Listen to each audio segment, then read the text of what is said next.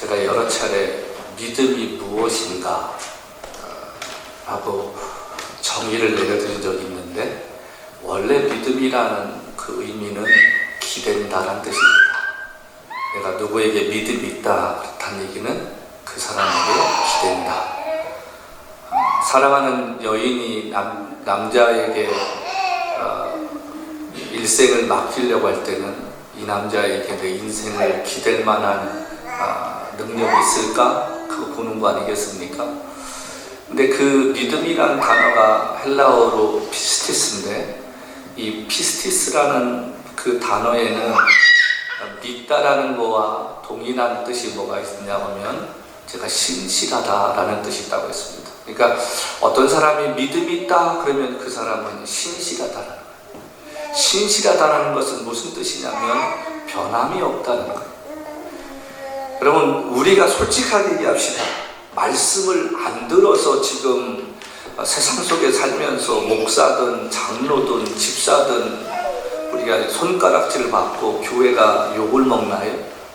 우리가 프로그램이 안 좋아서 세상 사람들이 교회를 오려고 하지 않습니까? 우리가 제자 훈련을 안 했기 때문에 성도 간에 불화가 있고 어떤 때는 세상 사람보다도 더 악한 모습을 보입니까? 그렇지 않습니다. 왜 그럴까요? 우리 안에 신실함이 없기 때문에 그렇습니다. 우리가 아는 믿음이라는 것은 지식적인 것만이지 그걸 행동으로 옮기지 않으려고 하기 때문에 우리가 믿음이 없어 보이는 거예요. 믿는 사람답게 살아보십시다. 목사가 목사답게 살고 장로가 장로답게 살고 집사가 집사답게만 살아준다면 세상에서 우리가 손가락질 받을 이유가 뭐가 있겠습니까? 목사가 목사답게 살지 못하고 장로가 장로답게 살지 못하고 집사가 집사답게 살지 못하니까 그러는 거예요. 제가 어렸을 때만 해도 목사님 그러면 사람들이 존경하고, 동네에서도 목사님 그러면 지나가면 약간 좀 이렇게 숙연해지는 것이 있었는데, 요즘은 목사 그러면 이렇게 거들떠보지도 않고 간대잖아요. 왜 그럴까요? 우리의 삶이 예수님이 말씀하시는 그 말씀과 전혀 다른 모습으로 살기 때문에 그렇습니다. 우리가 하나님을 믿는다는 말은 내 인생을 전부 맡길 만큼 하나님을 신뢰한다는 말이고, 하나님을 생각하면 내 마음이 편해진다는 것. 여러분, 하나님 생각하면 편하세요? 하나님 생각하면 든든하세요? 하나님 생각하시면 여러분의 마음에 기쁨이 있습니까? 왜 사람들이 교회를 다니면서 기적을 이야기하는데 기적을 체험하지 못합니까? 기적을 안 믿기 때문에. 여러분, 사람이 말하는 게 왜 무섭습니까? 말을 하면요, 말이 행동으로 바뀝니다. 그러니까 부정적인 얘기를 계속 하는 사람들 보세요. 행동도 별로 이렇게 좋지 않아요. 긍정적으로 이야기하시는 분의 삶을 보면 얼굴이 밝습니다. 뭐가 있어서가 아니라 사람들이 궁금한 거예요. 저 사람은 뭐 때문에 저렇게 얼굴이 싱글벙글할까?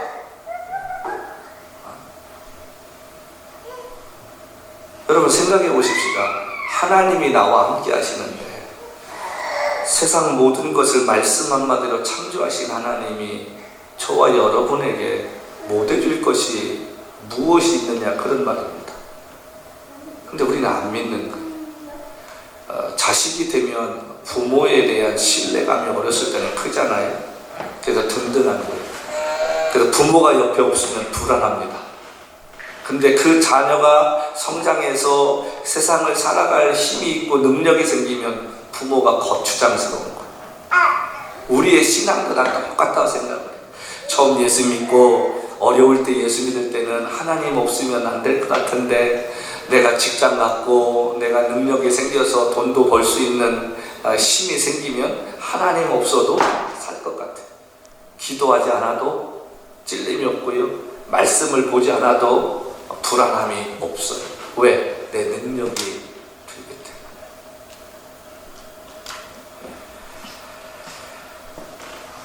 제가 몇 주째 이런 얘기를 반복하는데 한 목사님께서 지금 생애 마지막 여정을 달려가고 계세요. 길어야 3개월. 저희가 11월 달에 찾아뵀으니까 이제 그렇게도 남지 않았겠네요. 이분이 병원 나오시면서 의사한테 이런 말을 했다는 거예요. 나 한국을 좀 봄에 갔다 오고 싶다고. 그때 의사 선생님이 이분을 빤히 보시면서 한마디로 이렇게 말씀하시더라는 거예요. 가려면 지금 가라고. 3월 달에는 당신은 갈 수 없다고. 그때부터 이 의사 선생님이 전화를 하면 안 받은대요. 왜 그러냐고 했더니 미국 의사들은 정을 띈대, 환자하고. 근데 그 목사님이 그렇게 삶의 사형운동을 받았다고 말씀하시는데 크리스마스 인사 카드가 왔어요. 내가 이분에게 뭐라고 대답을 해야 될까? 새해에는 목사님 건강하시고 복 받으세요 라는 말이 일상적인 이야기인데 그분에게는 그 말씀을 드릴 수가 없었어요. 제가 그분이 보내신 성탄 인사를 한참 쳐다보고 며칠을 지내다가 송구영신 예배 드리기 전에 제가 글을 하나 쓰고 이 집사님이 카드에 난생처음 제 얼굴을 이렇게 해가지고 한 거를 보내드리면서 이렇게 말씀을 드렸어요. 목사님 힘내세요. 담대하세요. 그 이상 드릴 말씀이 없었습니다. 제가 나이가 한 살 한 살 들어가면서요 찬양을 드리는 그 마음이 달라진 걸 느낍니다. 여러분들은 어떤 마음으로 찬양하고 연주하는지 모르지만 제가 오늘 처음 시작했던 빛나고 높은 보좌와 그 위에 앉으신 그 찬송을 제가 유튜브에서 몇 번을 들으면서 얼마나 제가 가슴에 찡함과 눈물을 흘렸는지 몰라. 나 이제 생명 있음은 주님의 은혜요. 저 사망 권세 이기니 큰 기쁨 넘치. 여러분 삶의 시간이 지나갈수록 하나님의 은혜가 어떤 것인가가 더 깊어지게 느껴지고 다가옵니다. 여러분은 어떻습니까? 이 히브리서 11장은 우리가 믿음의 장이라고 이야기합니다. 여러분 이 11장에 몇 사람이 등장하는지 아십니까? 하나님이 사람을 이야기하시는데 몇 사람이 나온 줄 아세요? 정식적으로 하나님께서 믿음으로 누구라고 이야기할 때 그 사람은 10명이 됩니다. 10명의 사람을 하나님께서 기록하고 있는데 그들 앞에 공통적으로 붙은 수식어가 뭐냐면 믿음으로. 믿음으로 아브라함은, 믿음으로 헤녹은, 믿음으로 야곱은, 믿음으로 에서는 계속해서 하나님께서 그들에게 말씀해 주시는 것은 믿음으로 누구는. 하나님이 저와 여러분을 대하실 때 어떤 수식어를 붙이실까 생각해 보셨나요? 적어도 우리에게도 이런 은혜가 있어야 되지 않겠습니까? 믿음으로 오종민 목사는, 믿음으로 아무개는 그렇게 1년을 살고 한 세상을 살았다. 믿음으로. 그런 은혜가 올 한 해 임하기를 주님으로 축복합니다. 이 말은 자신들의 삶을 하나님께 전적으로 맡겼을 뿐만 아니라 하나님을 향한 신뢰를 잃어버리지 않고 하나님만 바라보며 살다 인생을 마쳤기에 가능할 수 있었다는 거예요. 성경에서 아브라함을 빼놓을 수 없는 이유, 제 개인적으로 두 가지가 있다고 생각이 들어요. 왜 하나님께서 아브라함을 계속해서 이야기하실까? 오늘 본문에도 이야기하시고 또 로마서에도 이야기하시는데 왜 그렇게 이야기하셨습니까? 첫 번째는 하나님께서 한 사람을 핀셋으로 콕 집어가지고 이쪽으로 옮기셨던 것처럼 아브라함이라는 사람을 집어내어 이해시키면서 당신의 계획을 보여주신 첫 번째 사건이었다는 것. 우리는 우리가 하나님을 선택하는 것이 아니라 하나님이 우리를 선택해 주신 줄로 믿습니다. 동의하시면 아멘 하십시다. 하나님이 저와 여러분을 핀셋으로 콕 집어서 하나님의 자녀 삼으셨습니다. 제가 살고 있던 공주 땅에 그 많은 인구 가운데 저 한 사람을 핀셋으로 콕 집어서 하나님이 이 땅에 보내주셨습니다. 우리가 하나님께 선택받았다는 게 얼마나 감사한 일입니까? 인생은 우연이라는 게 없어요. 하나님이 저와 여러분을 핀셋으로 집어서 오늘 이 자리에 만나게 하셨다는 것은 그만큼 축복이 아니겠느냐 하는 말씀입니다. 두 번째는 아브라함을 우리가 빼놓을 수 없는 것은요, 볼품없이 살던 인생이 하나님 앞에 순종함으로 자신뿐만 아니라 자손 대대 오늘날까지 인류 역사에 축복받는 은혜를 입음으로 우리에게 믿음의 조상이라고 일컫게 은혜를 주셨다는 것. 여러분, 이 얼마나 귀합니까? 볼품없던 인생이 하나님 만남으로 볼품이 있게 되었습니다. 별 볼 일 없던 인생이 예수 만나면 별 볼 일이 있어지게 됩니다. 내 힘과 능으로 할 수 없었던 인생이 하나님이 한번 손대시면 세상에 놀랄 만큼 기적을 일으키는 간증의 삶을 살게 만드실 줄로 믿습니다. 이 한 해를 살아가면서 여러분의 삶과 저의 삶이 이렇게 하나님 앞에서 은혜를 입는 자가 되기를 주님의 이름으로 간절히 축복합니다. 아멘. 그렇게 세상 사람 보기엔 볼품없는 우리지만 하나님께서 주시는 은혜로 인하여 사람들이 부러워할 수 있는 인생으로 살아가십시다. 우리 하는 대로 여러분, 아브라함의 아버지 데라는 우상을 만드는 사람이었어요. 지금의 이라크 땅입니다. 이라크 땅에서 우상을 만들다 보니 얼마나 돈을 벌었겠습니까? 벌어요. 많은 돈 벌지도 못하고 사회적으로도 위치가 보면 이렇게 하층 계급에 속해 있는 삶을 살았던 삶이었습니다.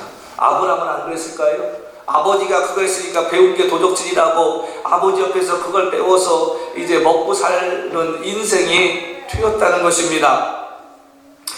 그런데 경제적으로나 여러 가지로 풍족하지 못했던 그의 삶이 어떻게 온 인류에게 영향을 끼치고 자손들까지 은혜를 입는 삶을 살 수 있었을까? 하나님께서 직접 찾아가 주셔서 그를 만나 주시고 그를 이끌어내 주시고 그에게 증거를 보여주시는 삶을 살았을까?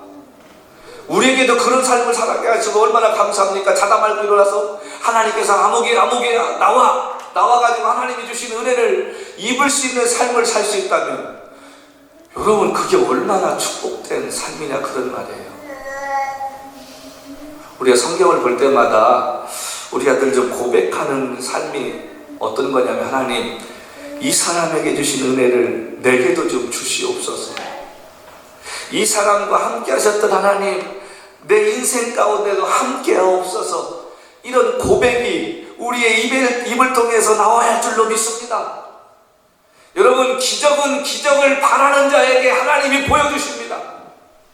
기적은 소망하는 자에게 하나님이 이루어 주십니다.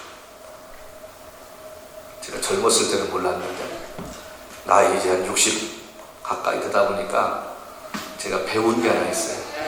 이래도 어렵고 저래도 어려운데 하나님 앞에서 배짱 가지고 살다 보면 되겠지. 늘은 게 배짱하고 빚만 늘었어요. 여러분은 어떠십니까?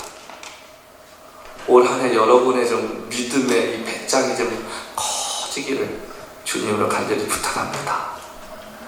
아멘. 아멘. 옛날 같으면 교회 사라고 연락 오면 어떻게 하든지 사야겠다고 앉아가지고 머리 쓰고 누구 찾아가서 어떻게 하면 될까 이 생각 들었는데, 이제는 하나님이 필요하시면 주실 것이고 아니면 뭐 짐 싸들고 가지, 이런 배짱 생기더라고요. 아브라함이 이렇게 은혜를 입을 수 있는 삶을 살 수 있었던 이유, 오늘 8절 말씀에 그 해답을 우리에게 주고 있습니다. 우리 함께 보시겠습니다. 8절 말씀 보면 믿음으로 아브라함은 부르심을 받을 때에 순종하여. 여기까지만 보겠습니다. 아브라함은 두 가지입니다. 하나님이 부르셨고 응답을 하는 거예요. 여러분, 사람이 불렀을 때 뭐 답을 줘야 상대방이 상처를 안 받을 거 아닙니까? 하나님은 부르셨는데 아브라함이 답을 했어요. 어떤 답을 했느냐면 여기 순종했다. 여기 부르셨다, 부르심을 받았을 때에, 이게 헬라어로 칼루메노스라는 단어인데, 이 칼루메노스라는 현재 분사형입니다. 지금 뭐뭐 하고 있는 그런 뜻입니다. 그러니까 부르심을 받았을 때에 이 말은 무슨 말이냐면 하나님께서 아브라함을 부르셨을 때 즉시로 행하였다. 그걸 뭘 행하였다는 거예요? 순종했다는 거예요. 그러니까 하나님이 아브라함아 내가 너에게 이거 해주겠다 라고 얘기할 때 아브라함이 즉시로 순종했다는 거예요. 알겠습니다. 바로 우리 밥 먹으러 나가자 그럴 때 알겠습니다 하고 얼른 옷 입고 나가는 것처럼 즉시로 행했다는 뜻입니다. 우리 여기 한 가지 배웁니다. 신앙은 행동이 있어야 된다. 신앙은 행함이 있어야 된다는 거예요. 우리가 말씀을 듣다가 어떤 생각이 나면 그거를 행할 수 있어야 돼요. 사람과의 관계 가운데 힘들었는데 말씀을 들었는데 성령께서 말씀하시면 예배 마치자마자 바로 행동하는 거예요. 내가 어떤 사람을 돕자, 근데 하나님께서 감동을 주셨어요. 그럼 바로 그거 행하는 거예요. 하루가 지나면 사탄이 우리의 생각을 바꿔놓고 야 그거 다 드리면 너 뭘로 먹고 살려고 해, 이런 엉뚱한 생각 만들잖아요. 아브라함이 부름을 받았을 때에 이 말은 즉시로 행하였다는 것입니다. 무엇을 행하였는가? 순종했다는 거예요. 여러분, 바른 믿음은요 어떤 일에 대해서 계산하고 손해와 이익을 따지는 것이 아니라 성령을 통해 주신 감동, 다시 말하면 순종하는 것입니다. 순종하는 것. 우리 교회가 1년에 결산을 보면서 우리가 2월 하지 않는데 지난주에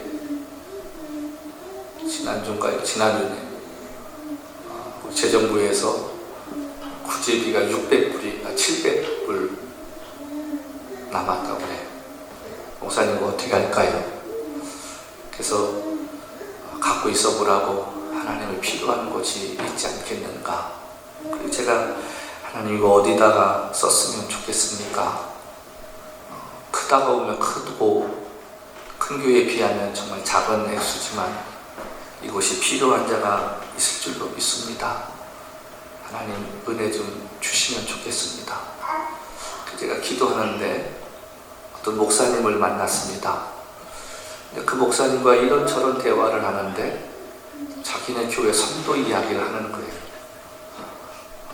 여자분은 초혼이시고 남자분은 재혼이신데 남자분이 세탁소를 운영하시다가 몸에 병을 얻었습니다. 수술하면 그게 금방 끝날 줄 알았는데 의사도 그렇게 얘기했고 2년이 가도 이게 회복되어지는 이게 속도가 보이지가 않는 거예요. 그러니까 여자분이 가게 문을 열어놓으면 남편이 같이 사업을 했는데 하루에 50불을 벌고 그러는 거예요. 근데 지난 그 성탄절 날에 그 집사님이 그 교회에 못 오셨다는 거예요. 담임 목사는 예배드리면서 성도가 안 오면 별의별 생각이 많아요. 예배를 인도하면서도 왜 못 왔을까? 무슨 일 있나? 또 교회 옮겼나? 뭐 별 생각 다 할 거 아닙니까? 그래서 예배를 마치고 전화를 했는데 전화를 받지 않으시더라고요. 그래서 목사님 네 분이 신방을 가셨어요. 가셔서 집사님 어디 아프셨어요? 그래서 아니라고. 근데 왜 못 오셨어요? 근데 그날 무슨 일이 있었냐면 그 교회에서 주일학교 아이들과 이엠콘 아이들이 현악으로 연주하는 게 있었는데 그 시간에 이 아이가 악기가 없었다는 거. 여러분 생각해 보십시다. 엄마가 돼서 자식이 가서 연주를 해야 되는데 악기가 없어요. 그 마음이 어떻겠습니까? 그래서 이분이 크게 상처가 돼서 못 간 거예요. 자기 자식이 가서 상처받을까봐 못 간 거예요. 그리고 제대로 못 가르친 거예요. 연습을 해야 되는데. 그래서 그 목사님이 그 이야기를 듣는 순간에 자기도 자식이 있고 또 악기를 연주하니까 그 심정이 어떨지 저라도 느껴질 것 같아요. 그러면서 그 집사님이 펑펑 울더라고요. 남편은 누워있지 움직이지도 못하고 여자 혼자서 가정살림을 꾸려가야 되는데 아이가 교회 가서 그런 상처를 받을까 생각하고 있으니까 자기 스스로 한탄스러워. 내 인생 왜 이럴까? 내 인생은 왜 이렇지? 내가 이러려고 태어난 별 생각 다 했을 거 아닙니까? 그래서 그걸 듣고 있던 사모님께서 갑자기 그런 말씀 하셨다는 거예요. 그럼 내가 그 아이에게 3년 동안에 내가 악기를 가르쳐주겠다고. 걱정하지 마시라고. 차라리 그럼 이 악기를 배우시라고. 근데 문제가 생겼어요. 그 악기를 빌릴 돈이 없는 거예요. 악기가 살 수도 없고. 근데 다음날 이게 우이라고 왔는데 그 집사님이 전화가 오셨어요. 사모님, 저 어제 하신 말씀 정말인가요? 그거 해주실 수 있으실까요? 여러분, 사람이요, 돈이 없으면 어떤 때는 스스로 위축되고 스스로 자기 자신이 비굴해질 때가 있습니다. 느껴보셨나요? 저는 수없는 나날들을 느끼며 살았습니다. 제가 구제하고 돕는 일에 그렇게 미친 듯이 하는 이유는 제 자신이 그렇게 살아봤던 삶이 있었기 때문에 그래요. 그러면서 사모님이 걱정하지 말라고 3년 동안 해보겠다고. 그래서 그 목사님하고 얘기하는데 그 목사님은 그 얘기를 하시더라고요. 그래서 제가 두 마디 하지 않고 돌아오면서 우리 재정부에다가 체크 쓰라고, 그리고 목사님 오시라고. 이게 다른 교회에 비하면 정말 작은 액수지만 우리 교회에는 큰 돈이라고.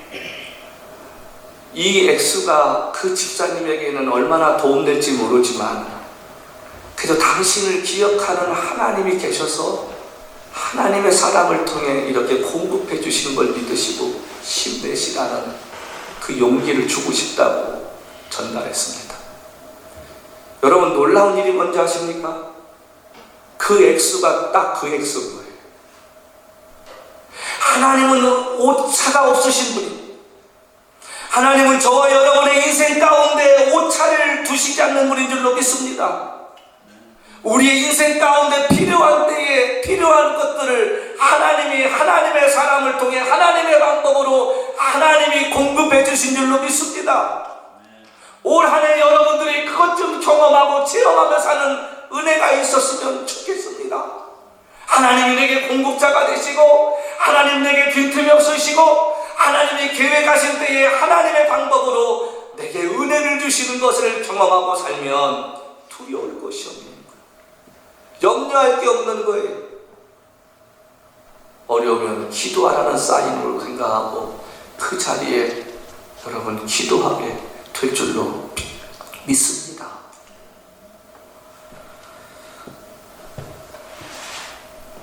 하나님 앞에서 순종하며 사는 것. 아브라함의 성격이 어디서 찾아볼 수 있는가? 저는요, 아브라함이 물론 하나님께서 믿음을 주신 것도 있지만 그의 성품과 기기라고 저는 생각이 들어요.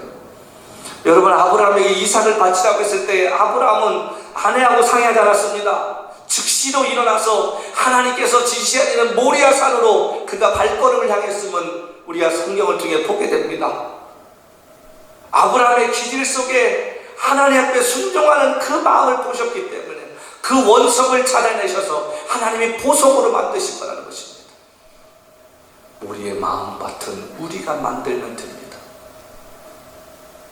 제가 예전에 찬양팀 하면서 힘들었던 게 뭔지 아세요? 우리가 집회 다니다 보면 안 맞을 수 있잖아요. 틀리잖아요. 그러면 제가 그냥 괜히 화내고 막 후죽식대고 아유 왜 그랬나, 옛날로 돌아가면 안 그럴 것 같은데 막 그랬다고요.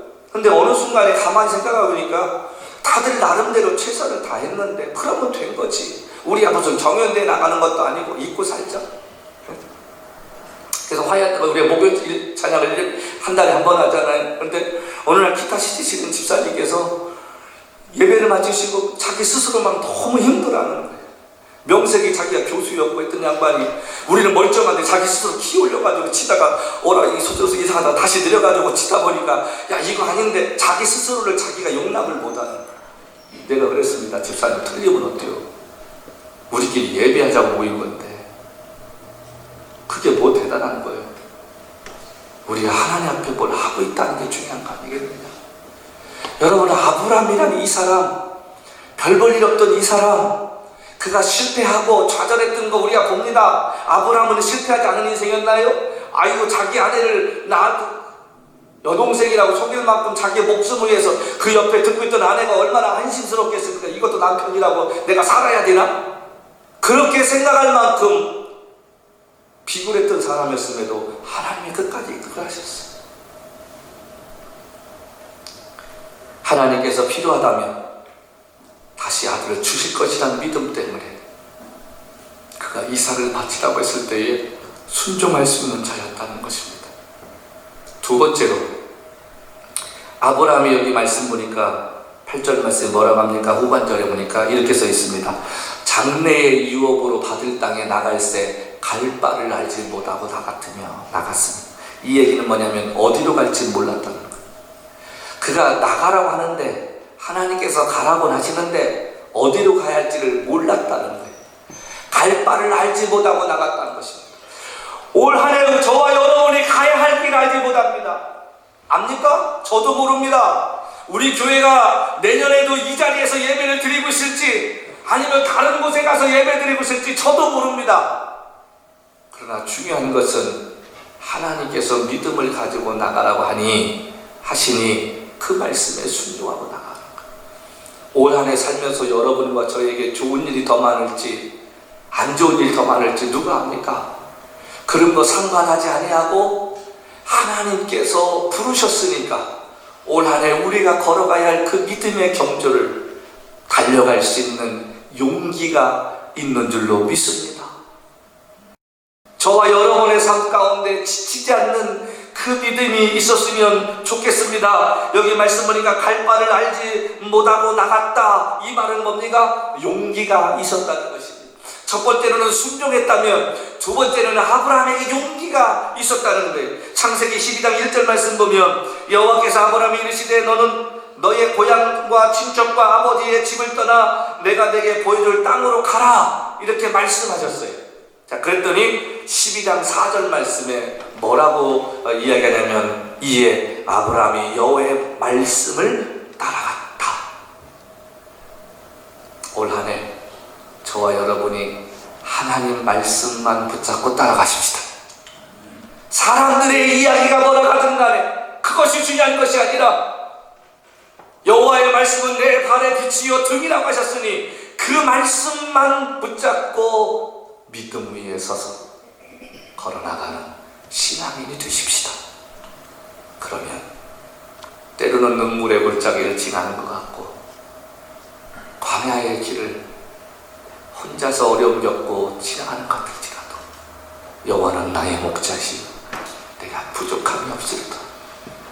그 주님이 우리와 함께 걸어가실 줄로 믿습니다. 바른 믿음은 용기가 있어야 됩니다. 하나님께서 우리 감동 주시고 성령을 통해 말씀하시는데 용기가 없어 손해와 이익을 계산하면 하나님의 뜻에 순종할 수 없다는 것입니다. 만약에 아브라함이 그랬다면 이렇게 위대한 역사적 인물 되겠습니까? 여러분 3대 종교에 중요한 인물이 둘이 있는데 이슬람, 유대, 기독교에 누가 있습니까? 아브라함과 모세가 있습니다. 3대 종교에서 이 두 사람은 각자의 그들이 섬기는 그 종교를 통해서 중요한 본을 받을 만한 모델이 되었다는 사실입니다. 무엇이 아브라함으로 그렇게 만들었을까? 나이 75세에 정든 고향을 떠나라고 하셨을 때 그 말씀 앞에 순종하기가 쉬웠겠습니까? 근데 아브라함은 용기가 있었기 때문에 그랬다는 거예요. 어디로 갈지 모르지만 하나님 말씀 따라가면 하나님께서 나를 부르셨지만 책임져 주실 것이라는 용기가 있었다는 것입니다. 우리 안에 그런 용기가 좀 있었으면 좋겠습니다. 담대함으로 나가는 그 용기 말이죠. 여기서 용기는 하나님이 주시는 믿음을 가졌을 때 얻어지는 것입니다. 내 힘으로 할 수 없을 것 같은데 마음속에 왠지 될 것 같은 확신을 말하는 것입니다. 용기. 제가 다음 주에 우리 집사님을 세워야겠다니까 딱 보면 누군지 이제 생각이 들 수도 있잖아요. 이 집사님이 옛날에 한 말씀이 있어요. 23살인가 4살 때 집사가 됐는데 안 받으려고 도망 다니다가 집사 받고 울었다는 얘기 있어요. 기독교 역사상 그렇게 젊은 나이에 받은 것도 쉽지 않을 것 같은 그런 생각이 듭니다. 그래서 권사되라고 했더니 권사도 안 받겠다고 하고, 장로 하시라고 했더니 장로도 안 하시겠다고 하고, 그러면서 이제 한평생 집사로 가시겠다고 하면서 이제 어제 이런저런 얘기 어떤 분을 했으면 좋겠다고 본인이 생각하고 이야기를 해주셨어요. 여러분 생각해 보세요. 제가 24살 때 전도사가 됐습니다. 뭘 알아요? 교회 갔더니 다 저보다 연세가 많으신 분들이십니다. 근데 제가 감사한 거는 시골교회 갔을 때 할머니 집사님들이 그렇게 사랑해 주셨어요. 그때 교회만 가면 아이고 우리 애기 전도사님 오셨다고, 애기 전도사님 오셨다고, 밥은 드셨나? 그리고 새벽기도 마치고 가면 집 앞 이렇게 제가 자취할 때인데 그게 마루에 호박 2개, 가지 하나, 어떤 때는 오이, 어떤 때는 떡을 요만큼 해놓고 가시거든요. 그거를 먹을 때마다 할머니 집사님들이 교역자라고 생각해 주시는 그 마음이 너무 감사했어요. 그 마음 때문에 내가 더 잘해야겠다는 용기가 생기는 거예요. 우리가 하나님 앞에서 할 수 없는 것이 아니라 용기가 없기 때문에 못하는 것입니다. 우리 안에 용기가 있어 보십시오. 세상에 아무리 어떤 어려움이 찾아온다 할지라도 하나님 한 번 바라보며 흔들리지 않게 될 줄로 믿습니다. 올 한 해 우리 교회에 이런 용기가 필요하고 저와 여러분의 믿음에 이런 용기가 있어야 기적을 체험하지 않겠느냐 하는 그 말입니다. 여기 말씀 보면 10절 말씀에 결론을 짓는데 이렇게 짓습니다. 뭐라고 짓냐면 이는 그가 하나님의 계획하시고 지으실 터가 있는 성을 바랐습니다. 미래를 바라보는 겁니다. 성을 바랐다는 것은 죽음 뒤에 있을 걸 바라봤다는 거 아니겠습니까? 이 말은 시간이 흐르면서 아브라함의 믿음이 성장하게 돼서 하나님의 나라를 생각했다는 것입니다. 지혜 있는 자는 내 삶이 마쳤을 때 어떻게 평가될까를 매일같이 생각하면서입니다. 하나님이 아브라함을 부르셨을 때보다 시간이 흐르면서 그가 믿음이 성장했기에 이삭을 드릴 수 있는 용기의 사람으로 되었다는 거예요. 우리의 믿음 올 한 해 성장해야 됩니다. 지난해보다는 좀 성장했으면 좋겠습니다. 여러분 스스로가 기도의 자리로 나가고 이 예배당에 와서 여러분 스스로가 무릎을 꿇고 주의 이름을 부를 수 있는 그 용기와 믿음이 좀 있었으면 좋겠습니다. 주님이 원하시는 일이라면 그 일부터 하겠다는 결단이 먼저 서는 은혜가 있길 바랍니다. 인생 살아가는 모든 사람 마음속에 각자 기적을 바라는 거 있지 않습니까? 어떤 사람에게는 결혼을, 어떤 사람은 취직의 기적이, 어떤 이에게는 건강의 회복이, 어떤 이에게는 돈을 많이 버는 기적을 말입니다. 어떤 모양이든 간에 그 기적은 그냥 생기는 것이 아니라 하나님 말씀 앞에 순종하고 따라가며 용기 잃지 않고 주님 기쁘시게 하는 삶을 살려고 했을 때 하나님이 주시는 선물이 될 줄로 믿습니다. 한 해를 살아가면서 아까 말씀드린 대로 어떤 상황이 벌어지고 어떤 일이 우리 앞에 찾아온다 할지라도 낙심하거나 좌절하지 맙시다.